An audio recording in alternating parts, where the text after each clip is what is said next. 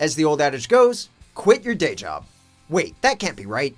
Welcome to WatchMojo.com, and today we're counting down our picks for the top 10 actors who left a movie for shocking reasons. And then I was fat and unemployed. Before we begin, we publish new videos every day, so be sure to subscribe for more great content. For this list, we're looking at shocking and/or interesting reasons why actors turned down, left, quit, abandoned, or got fired from a particular role. The fault can lie with them, the director, or some other member of production. All that matters is that the story behind their departure is noteworthy. You've always had some very good reason, haven't you? Number 10. Sean Connery, The Lord of the Rings, The Fellowship of the Ring. A staple on pretty much every list of actors who turned down iconic movie roles, Sean Connery's decision to turn down the role of Gandalf in the Lord of the Rings trilogy is a serious head-scratcher. The Academy Award winner reportedly declined Peter Jackson's offer to play the bearded wizard because when it came to the script, he, quote, never understood it. You know who did understand it? Ian McKellen. You shall not pass! The worst part is that had Connery taken the role, he would have owned 15% of the trilogy's worldwide box office receipts, a number that could have mounted to over $400 million. That's a lot of money, Mr. Bond. Mr. Bond, I suppose you wouldn't care to, raise the limit? I have no objections. Number 9. James Remar, Aliens. I'll shove that bat up your ass and turn you into a popsicle. James Remar, best known for his portrayal of Ajax in the cult classic The Warriors, and for playing Dexter's father Harry Morgan on Dexter, was director James Cameron's first choice to play Corporal Dwayne Hicks in the sequel to 1979's Alien. However, a couple of weeks into production, he was replaced by Michael Biehn. Let's do it. For years, the reason for the change was chalked up to creative differences, but the truth turned out to be more shocking. Remar was dealing with a fairly serious drug problem when he was cast as Hicks, and was ultimately fired from the picture after being arrested for drug possession, although some shots of him remain in the film. This is some real pretty shit now, man! You finished? Number 8. Ed Skrein, Hellboy. It's okay. I encourage distractions. In the wake of whitewashing complaints, actor Ed Skrein, who you will recognize as the baddie from 2016's Deadpool, dropped out of the planned 2019 Hellboy reboot. Whitewashing is the infamous Hollywood practice that involves the casting of white actors in the roles of historically non-white characters.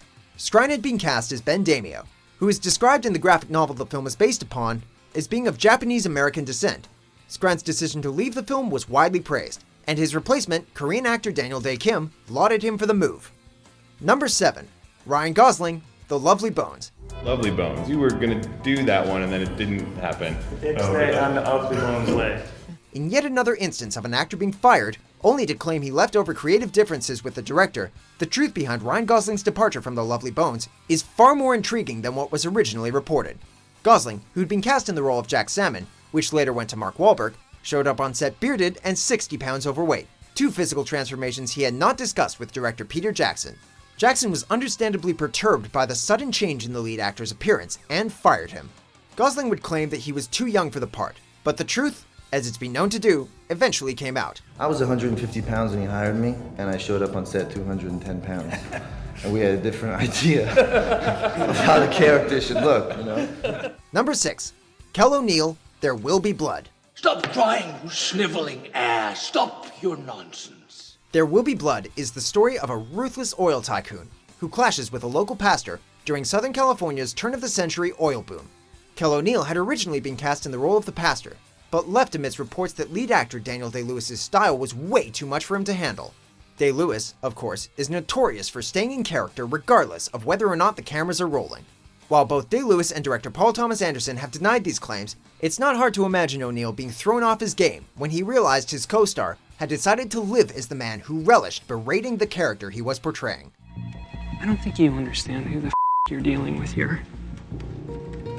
Okay, because I could make your job disappear like that. Number 5. Jean-Claude Van Damme, Predator. Before he was an internationally recognized action star, Jean-Claude Van Damme was just a young Belgian actor trying to make it in Hollywood.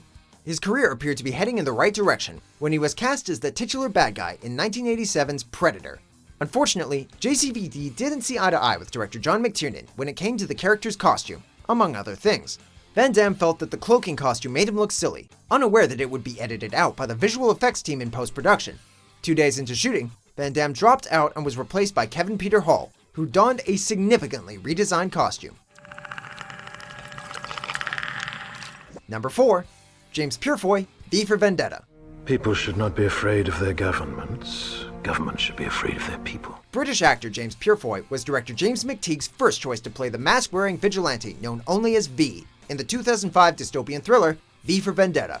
However, the role required him to wear a Guy Fawkes mask for the entirety of the shoot, which he claimed made it extremely difficult to act in.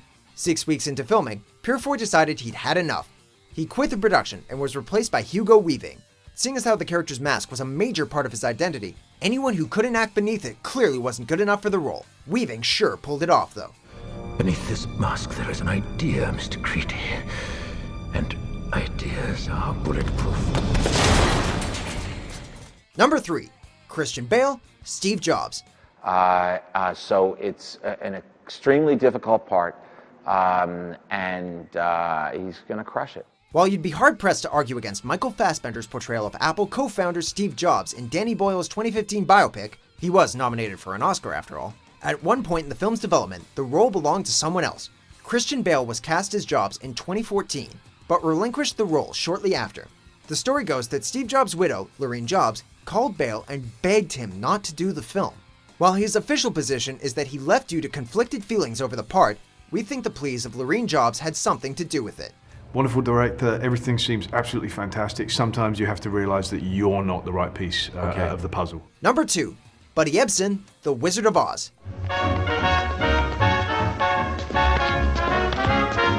He probably didn't know it at the time, but when he was cast as the Scarecrow in 1939's The Wizard of Oz, Buddy Ebsen was on the verge of becoming part of film history. Well, first he was asked to switch roles with Ray Bolger to play the Tin Man instead. Then, unfortunately, just 10 days into shooting, Ebsen was gone. It turned out Ebsen was allergic to the aluminum powder makeup necessary to complete his transformation from man to Tin Man. The incident was actually pretty serious, as Ebsen was brought to the hospital in critical condition. Suffice it to say, he had to drop out. Number 1. Kevin Spacey, All the Money in the World. My grandfather wasn't just the richest man in the world. He was the richest man in the history of the world. 2017 was the year of the Hollywood sex scandal, and Kevin Spacey was one of the celebrities who lost the most after he was accused of assaulting a 14-year-old Anthony Rapp in 1986. Within 2 weeks of Rapp coming forward, Spacey had not only been accused by others, Netflix also dropped him from both House of Cards and a Gore Vidal biopic he was set to star in. Perhaps even more shocking was the fact that Spacey was completely removed from All the Money in the World and replaced by Christopher Plummer about a month before its release. Recasting actors during production is one thing, but swapping them out so close to the release date is pretty much unprecedented.